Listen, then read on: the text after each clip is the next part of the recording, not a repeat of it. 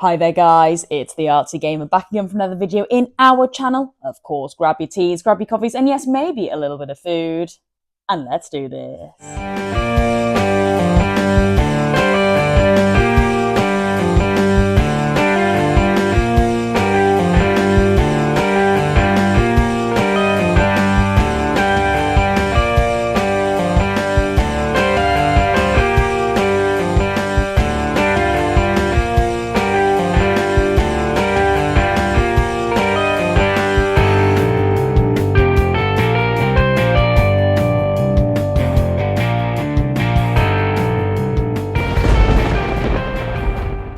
Okay guys, now you know how this works. Let's take a sip of black coffee before we begin. Come on, join me. Come on. Mmm. Yes, lovely. And of course, going on my Crash Bandicoot coaster there. And yes, guys, if you're new here today and you're into gaming retrospectives, complete in-box experiences, art and graphic design, and of course a whole load of nostalgia, then yes, you are so in the right place here. So definitely consider giving this channel a subscribe and a like to the video if you haven't already. And yes, guys, if you can handle the Artsy Gamers mess and madness and want to get notified when the next video goes live, then of course just pop on your notification bell, held up by tails there. Well, in yesterday's video, of course, it was our traditional story time. Every Monday, I love to read a little bit of a story out of one of my gaming manuals from my collection. And yesterday, we actually covered Harry Potter and the Chamber of Secrets on the PlayStation 1. Because yes, one of the fans of the channel, Chloe, kindly gifted me this lovely Harry Potter and the Chamber of Secrets on the PlayStation 1 there. And well, as a little thank you, I really want to now go and do a complete unboxing experience of this. Now, I have never had this game in my collection on the PlayStation 1. She knew this, so she wanted to, well, gift it to me to complete my little PlayStation collection. Well, the OG PlayStation Harry Potters. I'm not really that interested in getting the PlayStation 3 ones. Yes, I would like to eventually, but at the moment, I'm very much just set on getting those original ones on the PlayStation 1 and 2. And yes, she kindly gifted me this to complete my collection. Yeah. Now, yes, yesterday, like I said, I did a little story out of the manual, and what a lovely little story at that was featured at the front of this. Definitely check out that video if you haven't already, because I actually thought it was quite cute. So yeah, definitely go ahead and check that. And also, guys, yeah, apparently it's always a really good bedtime story. A bedtime story, actually. I think I mentioned it yesterday. Nat, another fan of the channel, really likes to listen to them before she goes to bed. So there you go, guys. There you go. But of course, guys, yes, we are going to be doing a complete in-box experience of this today. Now, if you don't know what that is, it is basically where I just give you my thoughts, my feelings, my nostalgic aspect from it as well. And also, as an artist, I love to look at the art, the graphic design in the front, the back, the manual, and the disc. And of course, I do like to touch a little bit on the gameplay as well. So yeah, all to come in this video. Right then, well, yeah, let's take a sip of coffee and then we'll begin. Absolutely. So come on, guys, you know how this works. Join me for a black coffee in the morning or a tea, whatever. Right, tea. Ho! Well then, guys, yes, now this is Harry Potter and the Chamber of Secrets on the PlayStation 1. Now, guys, I actually didn't realise this featured on the PlayStation 1 until I actually started doing TikTok. Honestly, I'm being serious. I only thought it was this version that existed. The one way. Guys, all my stuff's falling down now, guys. That was another one to bring to the camera in a minute. I like to set up all my things to the side there. It fell off anyway.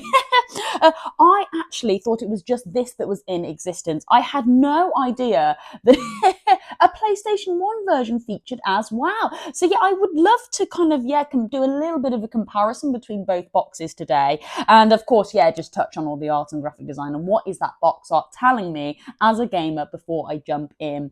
But yeah, so I have actually already done a complete unbox experience of this game on the PlayStation 2. I did mention it yesterday, but definitely check out that video if you haven't already seen it. But yeah, I would love to obviously go and do a little deep dive in this one today. So here we go then. So we have Harry Potter looking at that basilisk, ready to wipe its ass. And I just love that. It is really, really cool.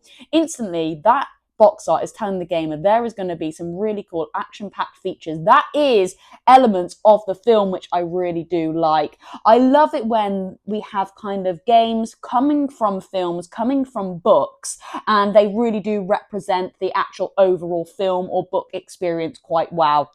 I don't like it when games have maybe a little bit of a spin-off from a film or a spin-off from a book, and it doesn't really quite marry up. But instantly you can see just by that lovely art and design there that this is going to represent the film really, really well. I love it how actually it is the ending scenes of this, which is really cool. I mean, every Harry Potter fan knows that at the end of Chamber, you are basically greeted with this big old serpent type thing. It's a big old basilisk that is ready to just go and pounce on Harry. And yeah, in the film, you could probably class it as a boss fight, couldn't you? Yeah. And then, yes, absolutely, you know you're going to have an epic boss fight right at the end of this game. And I tell you what, it looks really awesome, doesn't it? Just look at those fangs there, the tongue just wiggling out, ready to pounce. Harry's wand at the ready there, ready to make his strike. Absolutely top notch. I love everything about this. The way Harry is standing in that stance there, he's ready to launch, isn't he? But also the basilisk is a basilisk. It's quite hard to say, guys, as well. And the way they are actually presented here, it really does look like one could go first or the other. It really is a battle, isn't it, to who is going to get that kill, that one final hit to hopefully win the game, be that successful Harry Potter that he is, or is that basilisk absolutely going to wipe your ass? And yeah, I think it really, really is eye-catching, and it tells that gamer that there is going to be a really awesome boss fight in this. But I would say actually more so, because what I'm trying to think here is, yes, all right, the gamer knows there's going to be some fights. Because there's going to be some awesome fights, are there more to be held here? Yes, we've got the iconic scene of the basilisk there, but are there going to be more boss fights? Are we going to be coming like face to face with Tom Riddle at some stage? Maybe, you know, that nemesis Draco Malfoy, are we going to be up against him? You know, so there are some really kind of like key features from this box art here that is probably telling the gamer, right, okay, yeah, we're going to have a really cool time doing this boss fight. But yeah, because of this, there's probably other boss fights as well that is going to, yeah, just slowly get harder and progress until you are greeted with that basilisk there. I think it really, really does rock.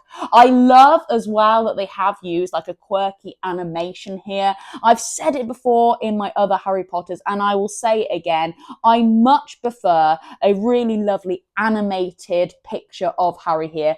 I do not like the real life images that if they have got, for example, seen here on Goblet of Fire. It really does lose that magic touch, and as a gamer, I would much rather see that animation, because that's essentially what you are playing, isn't it? It's almost more realistic than Harry himself, because, you know, Harry's not going to be looking like that in this game, is he? No, it's going to be all a little bit pixelated, a little bit distorted. Yes, I think in this game and some of the other later releases, they probably kind of get kind of like real life pictures and images to shape their faces, so they do really look quite realistic. But you know, nothing to the scale of actually Harry Potter himself. You know, what I'm trying to say is, you know, it is not kind of like, I don't know, Death Stranding vibes here, where they probably could have got away with using a real life, you know, actor there to represent their box. But even on Death Stranding, they didn't. But, you know, here, like, yeah, that's kind of the quirky character that you're going to be playing with. So, yes, absolutely, pop that on there. Don't use any real-life characters at all. And, yeah, spot on, they did that so well. I love how it is a very nice yellow backdrop to this. That is something that really captures the gamer's eye. I think I've mentioned it quite a few times as well. Yellow is a very much a standout colour. This is in your storefront. It is on those shelves. We need something to really catch that gamer's eye. and yeah, instantly that flash of yellow really does work. And then of course your eyes are drawn into the main character himself, Harry. Okay, yes, I loved Harry. Maybe you came off Harry Potter and the Philosopher's Stone on the PlayStation 1, and yeah, here it is. And of course I would like to do a quick comparison as well in a minute, but yeah, and you're like, okay, wow, this is the next one. Gosh, okay, a lot going on in this box art here. Let's go, let's pick this up and of course put it in your PlayStation 1. Yeah. So really, really lovely. Of course, we've got the lovely Harry Potter logo there as well, shining bright with a lovely hint of blue on the backdrop there, I would say, to make it, yeah, just crumb through a little bit more, because obviously that box art there is very yellow, and of course the Harry Potter symbol is gold. So they may have had to have worked a little bit more blue sparkle in there to make it come through. But I think that really works. It adds to the magic, doesn't it? It adds to that really lovely, cozy vibe of Harry Potter. And I really do appreciate that there. Really nice. And of course, then, yeah, we've got our basics. We've got our EA logo plastered at the bottom there.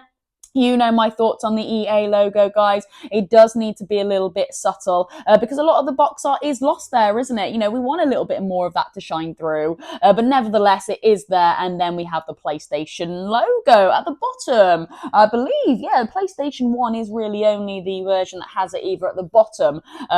Yeah, PlayStation 3 had a little stint of where their logo was just placed at the side, and then boom, it went to the top. And then from then on in, their PlayStation 2, PlayStation logos were plastered at the top, along with PlayStation 2, actually, obviously.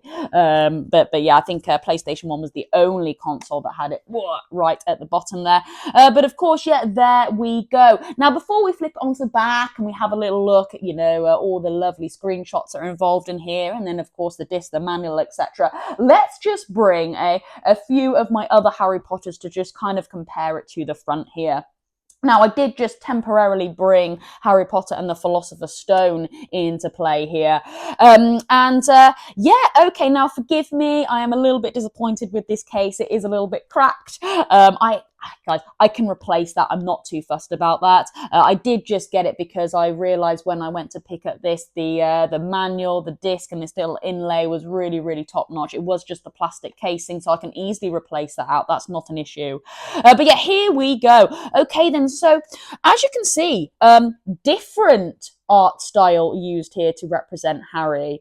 I would say this is actually more storybook, wouldn't you agree? Kind of those kind of classic characters that you may come across in the old school, actual books on the front cover. I mean, yeah, not exactly the same, but that's kind of the art style. That's the vibe that I'm getting from that. Whereas this, they really have kind of, used the animations from the game. Now, I say that this is the character model that is used in the Harry Potter and the PlayStation Harry Potter and the PlayStation 2. Harry Potter and the PlayStation 2. Harry Potter and the Chamber of Secrets on the PlayStation 2. That is the character model that is used in this game. And they have just printed it on the front here. But, guys, this game is not that at all. It is actually the animations that are seen in the original Harry Potter and the Philosopher's Stone on the PlayStation 1. So I'm not quite sure why they decided to kind of go down that route. They know and they knew that it was going to be this style of animation. So I think it would have been maybe quite nice to have kept it in this kind of style. They could have maybe, used this kind of vibe, with the basilisk, because I think it really hits, but kind of, go with this almost storybook kind of vibe to it, rather than the animations that are seen on the PlayStation 2. I think it just might leave the gamer a little bit confused, actually, to see this on the PlayStation 1 and then this on the PlayStation 2. For me, I was a little bit confused, actually, seeing this box art on the PlayStation 1 and then, whoa, this box art on the PlayStation 2. Because, yes, guys, like I said at the start, I was quite unaware that this actually even existed until I started doing YouTube and TikTok and everything. So yeah, and I actually really do dig this lovely piece here. So it's a shame that they didn't actually continue that vibe, and then it could have been just almost like a little collection that you could have had, almost like a little, I would say, exclusive collection. Because yeah, this game actually is a lot different as well to the one seen on PlayStation 2. So yeah, I don't know why they didn't kind of go down that route, and you could have had a little, a little exclusive collection on the PlayStation 1 there. So I don't know why they decided to really kind of, make it as if it was one kind of game on both computers. Anyway, I would say a little bit of a shame, actually, a little bit of a shame. Like I said, I think it would have been really cool to have kept that art style, but yeah, still gone with this, absolutely, but just made it a little bit of that, I would say PlayStation 1 Philosopher's Stone. Yeah. Quirk. I would say, because it is very much storybook, isn't it? Which I really do like. And like I say, a lovely magical, warm feeling that I get from that. But yeah, there we go. But all right then, that is a small comparison there. I mean, we've got a lot to get through today, but I just thought I would show you that because, of course, I do want to compare both kind of animations now from the PlayStation 1 and the PlayStation 2, because there is subtle differences here, and it is most seen on the manual. So we'll move on to the manual very shortly, but we will have a quick look on the back, of course, guys. Let's take a little flip. We will have a sip of coffee, though, guys. Come on, let's join me. Come on. Yeah, baby, let's go.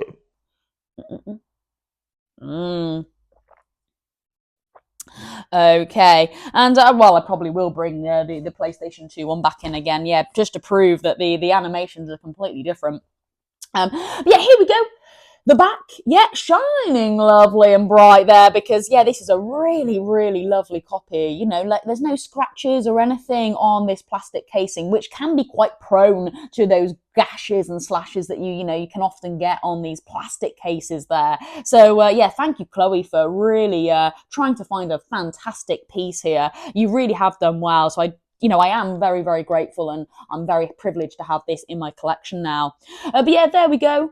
Of course, the PlayStation 1 cases are quite small, so they have to cram in a lot here, and they have to, really, really shrink it down. So, unfortunately, the screenshots are very, very small, and you know my thoughts on this. I love a big, old, juicy screenshot. I would rather a lot of the text just be put in that manual. That is why the manual is there. Yes, absolutely. Maybe just have a little bit of an eye-catching eye-catching read. I don't know. A little bit of a taster for the game, absolutely. But any of this jargon, pop it in the manual to maybe have allowed some more screenshots to come through. Or, like I said, move them around a little bit to make them a little bit bigger. But absolutely, okay, so we have got Harry doing some dueling there or something like that. So that's really cool. There's almost going to be probably some, I would say smaller kind of boss fights leading up to the basilisk. So that's kind of what I was saying at the start there. So that's really cool. Or they could be kind of like little mini games that you're playing with your wand and, trying to get past them by frying out a load of spells. So that's really cool there. Lots of flashes and it looks like we're out in the open. So nice open world. Oh, wow. I say open world. A nice open section to the game, shall I say, not always heavily focused in the castle. So that's really cool. Again, it does look like we get to visit, Diagon Alley again. Looks like it's in the snow. So that is very, very lovely. Oh, wow. Maybe Christmas time there and you're treading through the snow and, oh, wow, in Diagon Alley. So that is really, really lovely there. And, I would say, actually, is it in the snow?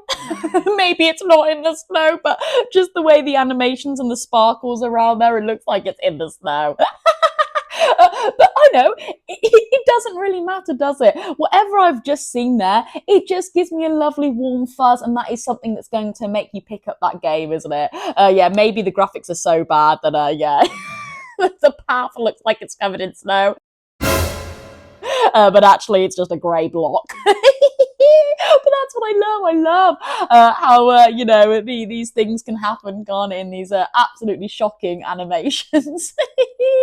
Just brilliant. But yeah, there we go. And oh yes, a flying car section, absolutely. So yeah, it looks like you're going to be getting in the car with Ron to try and get to Hogwarts as fast as they can, because you know they can't get through onto platform 9 3/4. So again, it really does show that it is bringing that film and that story together wonderfully. It isn't just kind of like an offshoot of the story and the film, doing random little bits here and there. No, it is kind of like a full story driven game, taken real life aspects from the film and the book and put it in this game. So really, really lovely. And yeah, that's an iconic scene, isn't it, of Harry and Ron on that car flying, through the tunnels and all that to, absolutely get the Hogwarts. So really, really awesome.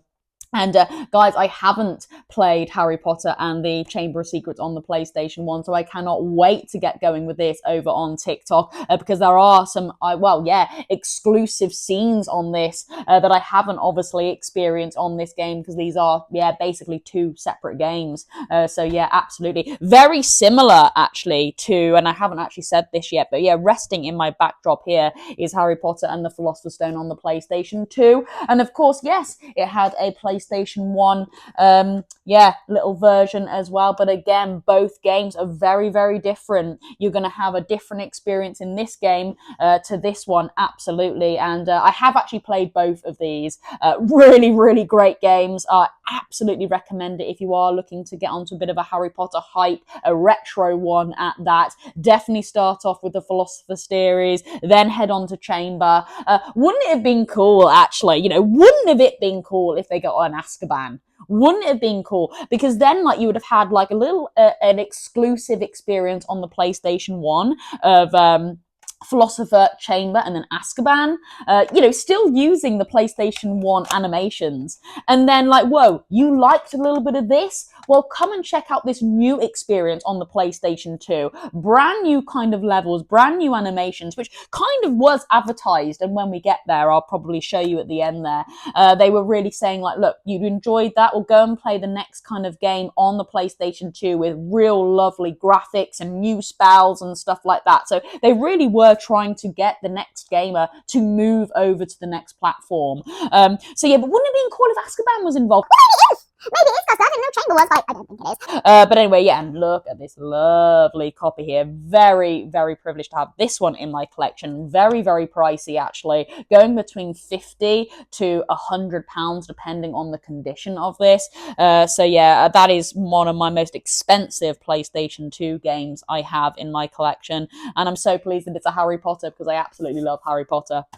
But anyway, guys, we're still only on the back yet, and we haven't even gone to the disc or anything. So we will move on. But just very briefly, you can see that the games, that they're basically two separate games. Sorry about the glare there, but we've got Harry on a broom there, sneaking round corners in that lovely new animation.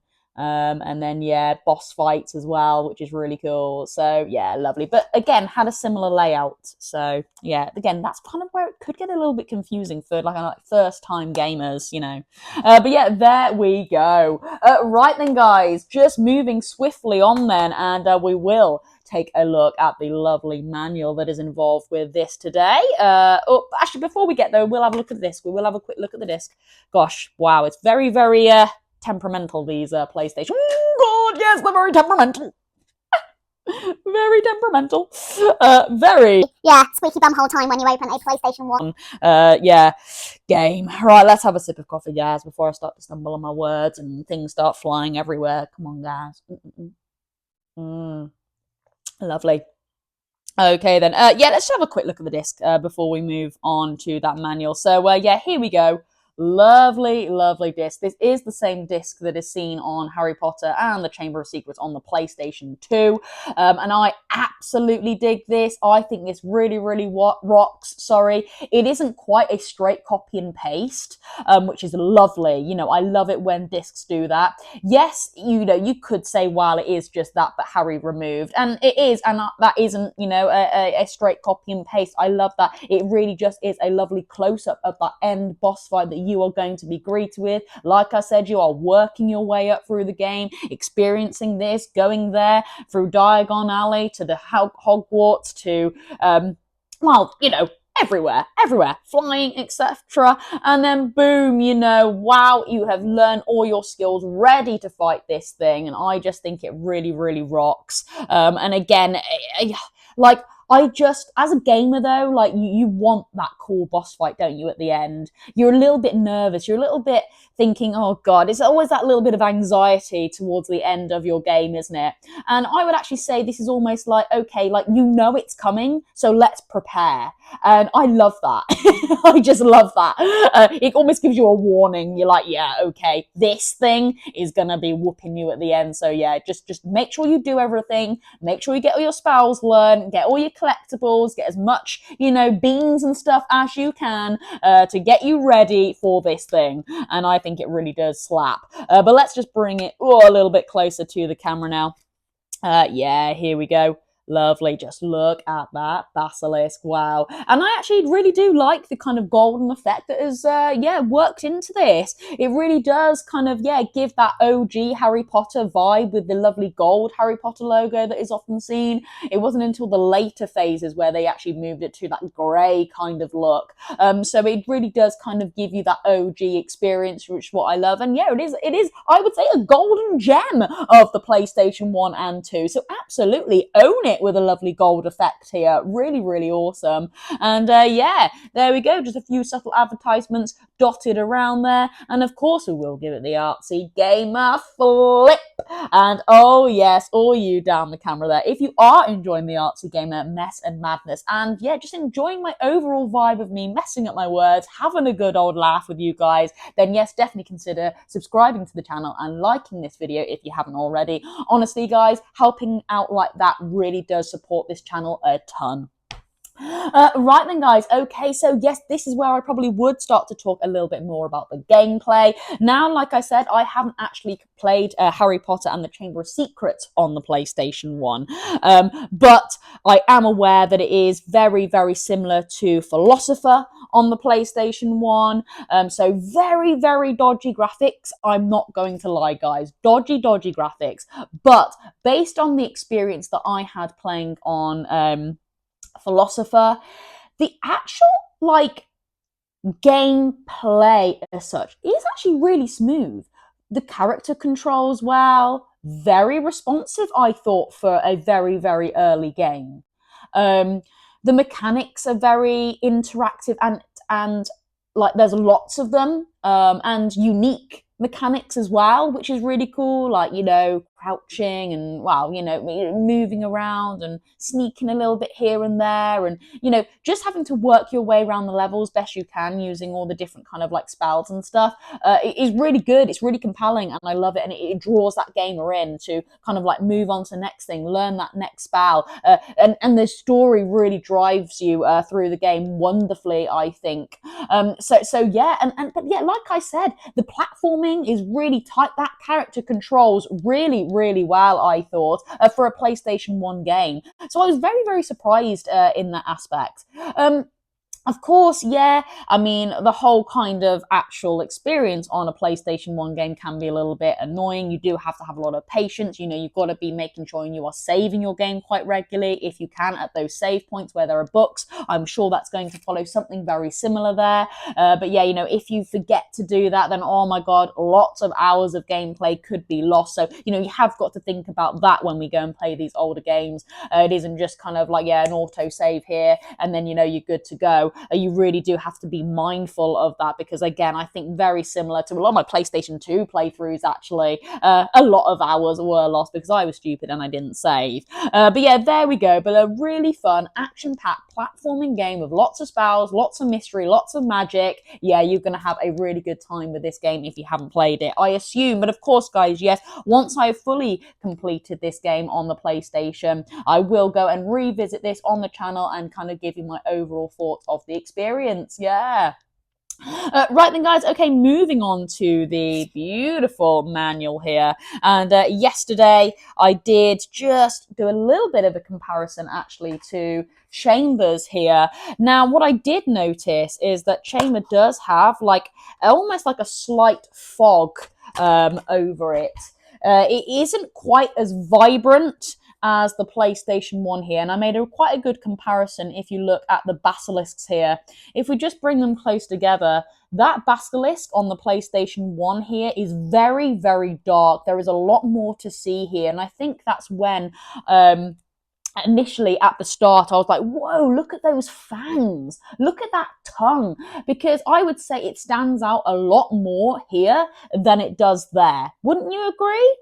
Yeah, wouldn't you agree? So I would actually say that this actually gave me a bit more of a buzz, a bit more of a, whoa, okay, look at this boss fight, than I would say this one here on Chamber of Secrets on the PlayStation 2. Wouldn't you agree? And again, it's a kind of like a slightly different spell that is used here, what it looks like. It's kind of like a very subtle, like light white blue, where here it's just a big cast of white. You know, it is just a big cast of white. So maybe that's kind of that kind of light cascading across the manual there, what it's trying to portray. So of course that basilisk is kind of in a slight haze, a slight fog in that light cast. So maybe that's kind of the vibe it was going for. Maybe it was trying to get a little bit more edgy with that kind of graphics and animation to pull in the gamers to go, right, okay, this is what you had on PlayStation 1, but come on, just look at this. It's a little bit more upscaled here for the PlayStation 2. And yes, we are just going on box arts here. But, you know, even just a little hint of you know, a slight better animation on the front cover could be, you know, the be all and end all of that game and moving on to the PlayStation 2. But I don't know if it works well. I actually think this is a better version, actually, a better version of the PlayStation 2 one here. It's just it's come up a lot more crisper. It's a lot more crisper. But yeah, there we go. That's just my opinion. But of course, guys, yes, we will take a little flick through now. Now, unfortunately, this is a black and white copy. All the Harry Potters, unfortunately, are in black and white across the across the PlayStation 2 collection and one. So that is a shame. But nevertheless, we have a lovely manual and you can't go wrong. Yesterday, of course, I did read that for the show. Every Monday, I do a lovely little story for you guys. If I feel there is a nice, compelling story in one of my gaming manuals that I think you'd be interested in, then yes, I will go ahead and do a little read for you guys. I really did enjoy reading that to you. So like I said at the start, definitely check out that video if you haven't already. Before another victim is claimed and Hogwarts is shut down for good. And I think it's really important to archive a lot of that stuff because I love to look at the art and graphic design on all my games. But of course, guys, yes, story writing is an art form in itself, and it's my duty to kind of preserve that for you. But yeah, here we go then. So there is just basic kind of subtle screenshots here of the game itself to guide the gamer. So of course, yeah, very, very jarred and janky kind of animations there. But that's what makes the game, isn't it? That's what makes this PlayStation 1 experience a PlayStation 1 experience. You know, you're gonna get those dodgy graphics, but absolutely, hands down, amazing. So it looks like we are going to be collecting cards. Very nice. That's what we love. We love collecting all those wizarding cards there. So that's really cool. I do like doing little collectible things. Whether or not I do it to completion, I don't know. But yeah, it is always fun to be able to collect some stuff like that. Of course, we do have the iconic kind of gnome throwing. So that is obviously a feature in the game, which is really cool. Of course, that lovely car flying there. So yeah, again, the game guides that, the manual, guides the gamer here and what to expect and what to do. So that's lovely. And of course, guys, yes, I mean, I don't think we're going to be getting any standout character models here, but if you do see anything that inspires you to help you, obviously, with your next art piece, then of course, definitely feel free to pause the screen, pause the video, take your screenshots here and there. And of course, guys, yes, you never know, it might help inspire your next art piece, which is obviously what I like to provide here on the channel as well. Yeah, I do like how the screenshots are right slap bang in the middle there. It's almost like a spider diagram. It really does go to town with helping that gamer there. Yeah, really lovely. Yeah, well done EA for doing a bit of this. Oh, of course, the dreaded broom flying. Oh gosh, I'm going to have a really bad time at that. I am awful at the broom flying, guys. Oh god, I'm not looking forward to that. But obviously, there are aspects in this game where you are forced to go and do some flying lessons and collecting stuff and flying through hoops, I'm sure. Now, I thought this was really cool. So there is like maps of Hogwarts layout. I thought this was really wonderful. Like, it actually gives you a beautiful map of Hogwarts. Like, that is so, so cool. And that was a very unexpected for me. So they really did go to town with kind of, yeah, putting a little cheeky map together to help you. I mean, whether or not, like, how good this map will work, I don't know. But it is really lovely. Yeah, really nice. And yeah, the Hogwarts school grounds as well. Like, look at this. Really awesome. Yeah. And I quite like that. Yeah, really cool. And again, I mean, I'm awful at map reading, so I don't know how well this is going to help me out, but still, it's there. And of course, sadly, coming to the credits there. Yeah, no kind of like stand out character models there, but just some nice screenshots to help guide that gamer, which is what exactly a manual should be doing, isn't it? And then, yeah, here we go. So there is an advertisement here for Harry Potter and the Chamber of Secrets on the PlayStation 2. So it was very obvious that they did want the person who has played this game to move on to the PlayStation 2. And the line here, which, yeah, I think is that key standout line to like go, right, okay, yeah, you love this, well, come on now. Like, yeah, this is a bit old school. Get a PlayStation 2, you know, it's the next generation hardware. You're going to have a better experience, a better time now. Get the new kind of, yeah, Harry Potter and give it a go. And it was cutting edge graphics. Yeah, cutting edge graphics, bringing Harry's world to life like never before. So yeah, and also like, yeah, go deeper into Harry's second adventure. So yeah, it really is kind of like, right, okay, yeah, I've had a good time with here. The story's a little bit short, graphics a little bit hit and miss. They're a little bit dodgy. Okay, cutting edge graphics and diving into that adventure a little bit more. Okay, yeah, I'm gonna make the move. So yeah, that's pretty cool. And yeah, that it was definitely a time, I would say, where they're like, right, okay, yeah, come on, gamers, let's move on. Yeah, when they're doing stuff like that in the back of their manuals. So yeah. Right then, guys. Well, yes, that was pretty much it for me today. A lovely complete unboxed experience of Harry Potter and the Chamber of Secrets on the PlayStation 1, can you believe? A massive thank you again to Chloe for gifting me this. Very, very privileged to have this in my collection now. I think I did mention it yesterday, or I may have even been talking about it on TikTok. I can't quite remember. But I would love to actually get some plastic sleeves for this, for my games that really do mean a lot to me, just so I can keep them nice and pristine. I have seen some on Amazon for going around about £14 for like a pack of 15, and that might be quite a good starting point for me. They are roughly PlayStation 2 sizes.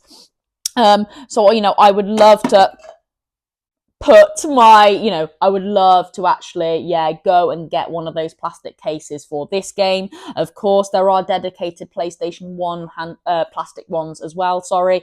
So I'd love to go ahead and pop one of those in as well. And it's just games that mean a lot to me. I mean, yes, this one's very expensive, so I do want to keep this in a lovely pristine condition. But Chloe did actually get back to me and said, actually at retail, or well, you know, vintage retail, shall we say. Oh my god, everything's falling down now. She did only pay about £6 for that, and I think that's absolutely brilliant, because this was a very, very lovely copy. I would think the seller could have got away with maybe just popping that up a little bit, maybe to at least £8 or £10 for this, I'm telling you. Yeah, what a steal from Chloe. But even though it's, it's not on the pricey side, it means a lot to me. I want to keep it nice and safe. So yeah, I do think like a plastic wallet would go really, really well with this. And again, I would just love to pop all my Harry Potters in like a little plastic seal. And yeah, like I said, other games that mean a lot to me. Like I would love to put my Splinter Cell series in some lovely plastic cases. So yeah, I would like to get that, and I would like to show that on the channel as well for you guys, because I'm sure people that have subscribed to me are also kind of like into retro gaming and maybe do a little bit of collecting as well. Right then, guys, well, yes, that is it for me today. I hope you enjoyed today's video. I certainly did, and of course I cannot wait to get going with this on TikTok on the weekend. I think it's going to be a bit of a weekend play. Yeah. All right then, guys, well, that is it for me today. Oh god, can't get my words out. For me today. Oh God, can't get my words out. I'm just going to love and leave you. Artsy Gamer, over and out.